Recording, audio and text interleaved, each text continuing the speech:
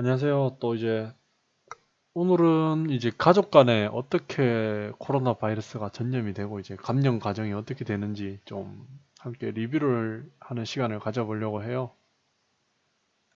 또 논문 특성상 이제 좀 내용이 길다 보니까 천천히 이제 한번 리뷰를 하겠습니다. 뭐 또 바쁘신 분들을 위한 이제 먼저 요약을 먼저 진행하자면 뭐 중국인들 보면 항상 뭐 이상한 거 많이 먹죠. 뭐 벌레도 먹고 솔직히 이상한 거 많이 먹다 보니까 늘 이제 변종 바이러스를 많이 만들어 옵니다. 이제 동물 바이러스가 이제 사람으로 넘어오는 그런 바이러스들을 계속 만들죠. 또 깨끗하게 식사도 안 하고 좀 약간 더럽기도 하고요. 그리고 이제 광저우부터 이제 문제가 발생했는데 여전히 미흡한 경우가 많이 있습니다. 학습 효과가 없습니다. 진짜 중국은 아무리 배워도. 전 세계적으로 이제 항상 민폐를 끼치죠. 저희한테 뭐 미세먼지도 뿌리고 바이러스도 뿌리고 사람들도 병 걸려서 죽게 만들고 또 이제 증상 없는 이제 소위 말해 잠복기죠. 비증상 감염 또한 이제 사스 때도 똑같았고 이제 코로나 바이러스도 마찬가지로 이제 증상 없는 감염자들이 많습니다. 또 이제 이 병을 박멸하기 위해서는 무조건 이제 감염이 추정되는 사람도 바로 격리를 해야 되고 이제 증상 있는 사람도 바로 격리를 해야 됩니다. 또 중국도 이제 완전 공산당이다 보니까 이제 감시도 많이 하지 않습니까? 이제 감시도 많이 하니까 최대한 이제 확진자나 의심자들 검사해가지고 반드시 격리를 해야 됩니다. 또 통제도 필요하고요, 지금. 근데 이제 통제도 안 되고 그러다 보니까 이제 우한에서 수많은 사람들이 이제 한국에 와가지고 이제 역병을 퍼뜨리고 있는 거고요. 뭐 이제 내용은 요약은 이 정도만 하고 이제 한번 함께 볼 수 있도록 하죠. 이제 20년 1월 24일에 이제 19년 코로나 바이러스가 이제 사람과 사람 간에 및 이제 가족과 폐렴 전염이 되는 과정을 논문으로 발표한 내용입니다. 일단 중국 후베이성 우한시에서 이제 코로나 바이러스와 관련된 폐렴이 계속 발생되고 있다고 보고가 됐고요. 이제 영향을 받은 환자들은 잠재적 확산자로 이제 지역에서 거주 및 시장, 지리적으로 이제 다 연결되어 있었습니다. 또 지금까지 사람 대 사람으로 인한 감염 확산 데이터는 발표되진 않았었습니다. 이제 연구 방법과 과정에서는 이제 우한 방문 후 중국 광동성 이제 선전으로 돌아간 뒤에 설명되지 않은 폐렴 증상을 보인 가족에게 감염된 환자 5명과 우한으로 여행하지 않은 추가 가족 구성원의 역학 임상 실험실 방사선 미생물학적 조사 결과를 보고하는 겁니다. 이 환자들로부터 유전적 염기 서열에 대한 유전적 분석이 이루어졌습니다. 소견으로 이제 1월 10일부터 이제 20년 1월 10일부터 연구를 시작했고 19년도 12월 29일부터 20년 1월 4일 사이에 심천에서 우한으로 여행한 6명의 환자 가족을 확인하였습니다.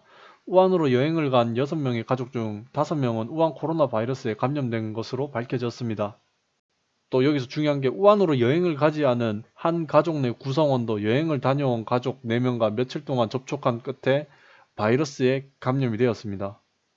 비록 두 가족이 우한 병원을 방문했음에도 불구하고 우한 시장이나 동물들과 접촉한 사람은 아무도 없었습니다. 또 이제 5명의 가족, 이제 연령은 36세에서 66세 사이입니다. 이 바이러스 노출 후 3일에서 6일 뒤에 발열, 또 이제 위장이나 또 아래 호흡기 증상에서 이제 설사를 동반하였습니다. 또 그들은 증상 6일에서 10일 후에 이 홍콩 선전병원에 방문했습니다. 또 이제 무표정한 아이 10세가 이제 10살짜리가 이제 방사선 검사 결과 이제 폐렴 감염에 대한 증상이 보였습니다. 이제 나이 든 환자 60세 이상은 이제 전신적 증상, 광범위한 방사선 폐섬유가 변화되었고 림프관 혈소판 감소증, 이제 C- 반응 단백질과 유당 탈수소 효소 수치 증가 등을 보였습니다. 이들 환자 6명은 전부 근육 수축이 있었으며 이제 구강 및 체액을 면봉으로 채취했을 때 일반적으로 알려진 미생물 폐렴에 대해서는 음성이었으나 5명의 환자, 성인과 아이 4명은 이 우한 폐렴 바이러스의 내부 RNA 의존성 스파이크 단백질을 설계하는 유전자에 대해서는 이제 RT-PCR인데 이 검사 실시 때 양성이었습니다. 이제 연구에 대한 해석인데 지금까지 이 영구적 발견은 병원과 가족 환경에서 이 우한 코로나 바이러스가 사람 간 전염과 다른 지리적 지역에서 감염된 여행자들의 보고와 일치합니다.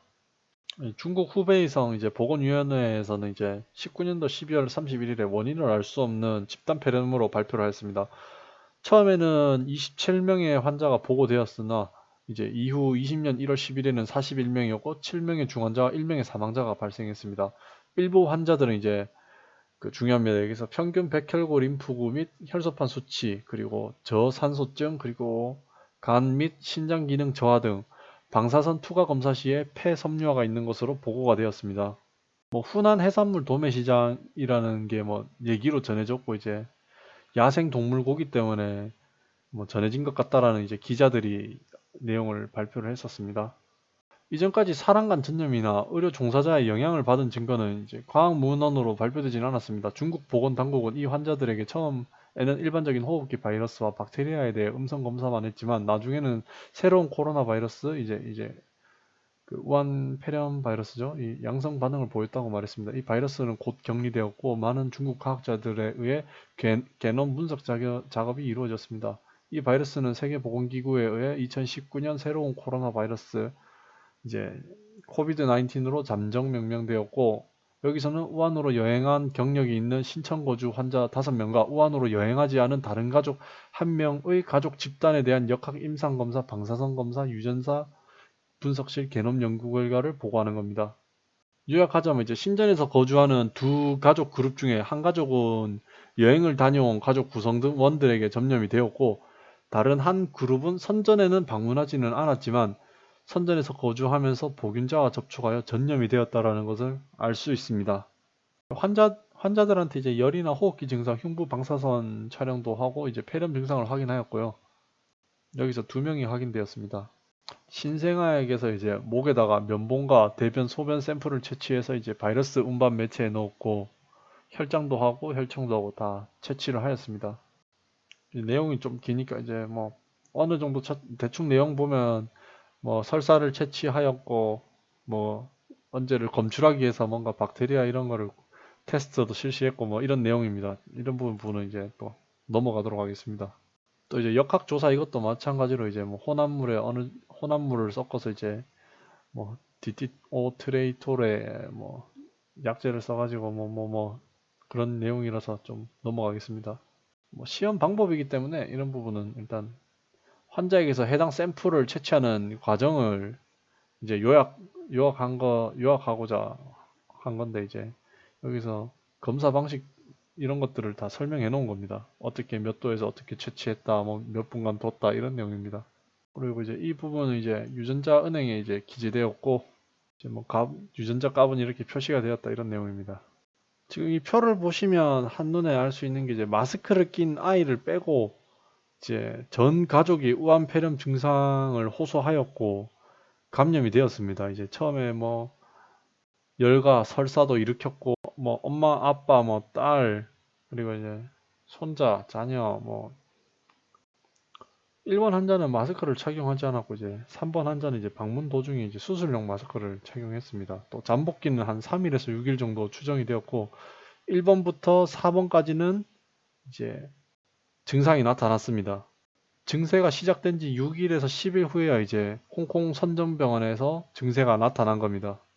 또 5번 환자에 대해서는 이제 마스크를 쓰라 했는데 말을 안 들었습니다. 얘는 말을 안 들어서 이제 결국 감염이 되었고 6번은 이제 엄마가 마스크 쓰라고 이제 잔소리를 많이 해가지고 이 마스크 쓴 거는 이제 당연히 수술용 마스크를 썼죠. 그리고 이제 이 6번 환자의 경우에 혈액 검사와 CT 촬영은 정상으로 나왔습니다. 그 외의 환자들은 이제 폐 섬유화가 진행되고 있었습니다. 7번 환자 같은 경우에는 이제 발열과 마른 기침을 일으켜서 이제 외과 의원에 다녔고 또 7번 환자 같은 경우에는 지속적인 증상으로 인해서 1월 15일에 이 병원에 입원을 하였습니다.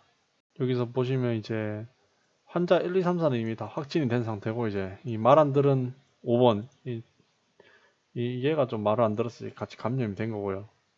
또 환자 1, 2, 3, 5번에서 환자들을 보면 이제 지금 흰 색깔 이게 폐섬유증이 시작되는 겁니다. 이제 폐섬유증이 이미 다들 심각하게 진행되죠. 숨을 쉬기 힘들어집니다. 점점 이게. 또 이제 모든 연쇄 반응 검사에서는 양성이었습니다. 또 설사도 함께 진행이 되었고, 대충 이 문단을 해석했을 때 이전에 발견된 사스나 메르스랑 다른 또 새로운 개체의 코로나 바이러스고, 이제 대부분 호소하는 증상이 가래나 기침, 고열, 설사, 무기력증, 폐섬유증의 증상이 확인됨을 알 수 있습니다. 이제 이게 환자가 가지고 있던 기존 바이러스의 염기 서열인데, 이거는 뭐 보기 어렵습니다. 일단 넘어가겠습니다. 이 부분도.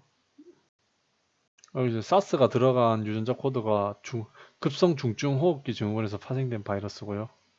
또 메르스도 이제 중동발이고, 또 BAT로 시작된 게 이제 박쥐에서 복균되어 있는 고유 코로나 바이러스의 종류입니다. 그래서 이제 사람들이 이제 막 박쥐에서 나왔니 많이 하는 얘기입니다. 또 이제 이 리니지로 적힌 게 이제 염기 서열에 따른 유사성에 따라 분류한 유전자의 혈통을 뜻하고, 이 nCoV라는 게 우한에서 시작된 새로운 코로나 바이러스를 뜻하는 것입니다. 또 이 숫자들이 이제 해당 바이러스와 연결되는 지점들에 대해서 유전자 유사도를 퍼센트로 기재한 것입니다. 좀 유사하죠, 진짜. 뭐 박쥐랑 뭐 99, 환자들 쭉쭉 보면 이제 뭐 박쥐가 계속 튀어나오네요. 박쥐가. 이제 바이러스 게놈을 배열한 결과인데, 우한폐렴 바이러스가 이제 박쥐에서 파생된 사스 코로나 바이러스와 유사성을 보여줬습니다. 또 같이 변이가 일어나지 않는 돌연변이로 지금 나타나는 연기 배열이고요. 사스 바이러스와 한 66%가량 밀접하게 유사하다고 나옵니다. 또 수용체 결합 영역의 핵심 영역과 단백질 순서는 사스 바이러스와 68%의 아미노산 유사성을 가지고 있네요. 또 이제 인간에 따라서 이제 생물학적 진화를 할 수도 있는 바이러스입니다, 이게. 일단 그 확진된 6명의 환자는 전부 격리가 되어서 이제 입원했고, 1월 20일까지 이제 안정적인 상태로 유지가 되고 있다고 합니다. 이제 뭐 간략하게 요약하자면, 우한폐렴 바이러스가 이제 사스 바이러스와는 유사하지만 이제 아미노산의 염기 서열은 66%가 일치하고 아미노산 자체의 유사성은 68%가 일치합니다. 또 변화성과 DNA 물리 특성이 한 39% 정도 일치한다고 나오네요. 이제 이 연구에 대한 의견인데, 이 우한폐렴 바이러스로 의한 원인 불명의 폐렴을 이 논문을 통해서 이제 보고를 하고, 7명의 가족 중 6명은 바이러스성 폐렴의 방사선 변화를 겪었고, 그중 5명, 1번, 2번, 4번, 5번, 7번 환자는 이제 바이러스에 대한 양성 반응을 보였습니다. 또 반응 검사했을 때 이제 양성 반응이 대체적으로 나타나기 때문에 이제 검사가 가능한 바이러스로 보여집니다. 2번과 5번 환자에서 이제 두 변종의 게놈 배열이 거의 완전한 핵상 구조를 보여주었고요. 18년도에 보고된 박쥐를 숙주로 한 사스 코로나 바이러스와 가장 가까웠다고 합니다. 그리고 이제 이 발견으로 예상되는 몇 가지 감염 시나리오가 생각되는데, 가장 가능성이 높은 게 폐렴에 걸린 바이러스학적 문서화된 지 환자 1번이 그들의 친척 한 명을 방문하던 중 우한병원에서 감염을 획득하였고, 그 후에 5번 환자가 심천으로 돌아오면서 7번 환자에게 바이러스를 전염시킨 거라고 추정이 됩니다. 두 번째 시나리오가 A 가족 그룹에서 1번 환자가 친척에서 직접 감염을 5번 B그룹의 5번 환자에게 받은 후에 심천으로 돌아가면서 환자 7번에게 감염시킨 것입니다. 세 번째 시나리오가 이제 동물 접촉이나 야생고기 음식을 먹고 이러한 감염을 얻었을 수도 있다라는 추론이 지금 보여집니다. 또 이 우한폐렴 바이러스가 폐렴의 과정과 임상 관찰, 실험 결과, 방사선 검사적 특징의 상당수는 2003년에 사스 환자와 유사했고, 우한폐렴의 잠복기는 사스와 비슷한 걸로 나타났습니다. 우한에 다녀온 후 발생한 가족들의 발병의 사례를 근거로 CT스캔에 폐에 설명되지 않은 폐섬유 증상을 5명의 환자에게 포함시키면 예상된 치명률은 최대 83%에 이릅니다. 또 부모들이 예민했고 당시 그 폐 CT 스캔 결과로 예상하지 못한 폐 섬유화 상태를 확인하게 되었습니다. 증상은 없었는데 폐렴에 해당되는 CT 사진이 판독이 된 겁니다. 이게 부모님들이 이제 걱정을 많이 하신 거죠. 5번 환자에는 이제 나중 혈관 조영술로 무증상 감염이 확인되었습니다. 이전 사스에서도 무증상 복균자가 있었다고 합니다. 또 3번과 4번 환자는 이제 이 병원에 자주 방문을 해줬고요. 이런 무증상 사례가 엄청 위험한 겁니다. 또 이번 우한폐렴의 증상도 특이하진 않았습니다. 이 가족 중에 가장 나이가 많은 3명의 환자들은 지속적인 무기력 증가, 마른 기침, 그리고 더 심각한 만성적인 증상을 가지고 있습니다. 예상대로 해당 바이러스는 그들의 총 백혈구, 림프구, 혈소판 수를 감소시켰고 또 활성화된 혈소판 시간이 연장되었으며 C- 반응성 단백질 수치가 증가하였습니다. 이게 세균성 폐렴 감염이 아닌 바이러스성 폐렴이기 때문에 박테리아 검사에서 음성 반응이고 대부분 사스와 유사한 증상이 나왔다고 합니다. 흥미롭게도 이제 2명의 젊은 성인 환자 3번, 4번은 이제 처음에 설사를 했는데 그러나 증상 발생 9일에서 10일 후에 수집된 3번, 4번 환자들의 그 후속 대변 샘플은 설사가 가라앉은 지 오래 후에 바이러스의 음성이었습니다. 과거 중동호흡기 메르스 때도 이제 환자 최대 30%가 설사를 앓고 있었습니다. 메르스 환자의 배설물 샘플에서 이제 바이러스 복제를 나타내는 아제노믹 RNA가 관찰됐었고 메르스 코로나 바이러스는 장내 유기체 모델을 감염시킬 수 있는 능력이 살아남는 것으로 나타났습니다. 설사와 위장 질환의 개입은 동물, 인간 간 코로나 바이러스에 감염돼서 잘 알려져 있습니다.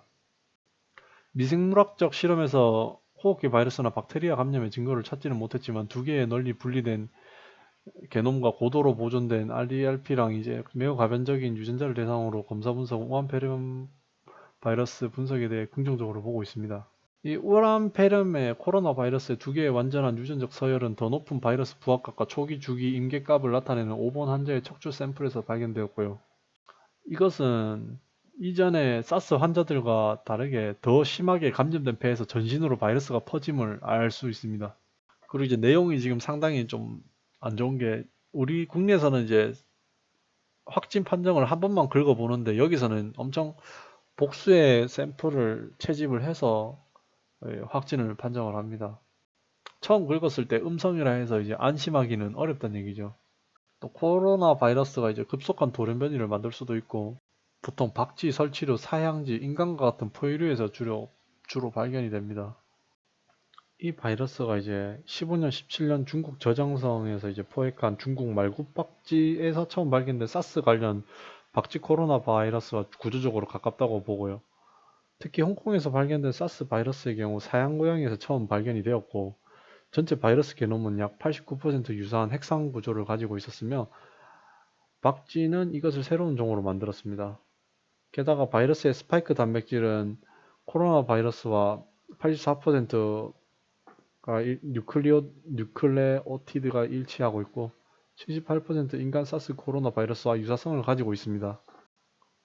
요약하자면 19년 20년 겨울 우한에서 새로운 코로나 바이러스 발병이 진행되고 있고 2003년 광저우에서 발생한 사스와 유사하게 우한은 후베이성의 수도이자 중국의 중부 교통 중심에 위치하고 있기도 합니다. 게다가 이 두 가지 질병 모두 처음에는 야생동물과 고기가 팔린 지역 시장과 관련이 있었습니다. 사스의 경우 사람 대 사람 전염이 굉장히 빨랐었고 강력 전파자에 대한 전염 사건이 호텔과 병원에서 대규모로 발생하였습니다. 전염병의 첫 단계 동안 동물 대 인간 간 전염으로 시작된 사스 발병으로부터 배운 모든 야생 육류 거래는 이 전염의 시작점을 종식시키기 위해 최대한으로 규제되어야 합니다. 그러나 이 연구에서 알 수 있듯이 비증상 감염이 가능한 것으로 보이기 때문에 가능한 한 빨리 환자를 격리시키고 식품과 개인 위생에 대해 대중에게 교육을 시키고 광역 전파자를 예방하기 위해 의료 종사자들에게 감염 통제에 대한 준수를 경고하게 하는 것이 여전히 중요합니다. 2003년 사스 발병과는 달리 중국의 향상된 감시 네트워크와 분석 능력은 몇 주 안에 충분히 이 발병을 인식할 수 있었고 신속한 진단 테스트와 효율적인 역학 관리를 가능하게 하는 바이러스 게놈 순서를 발표할 수 있었습니다.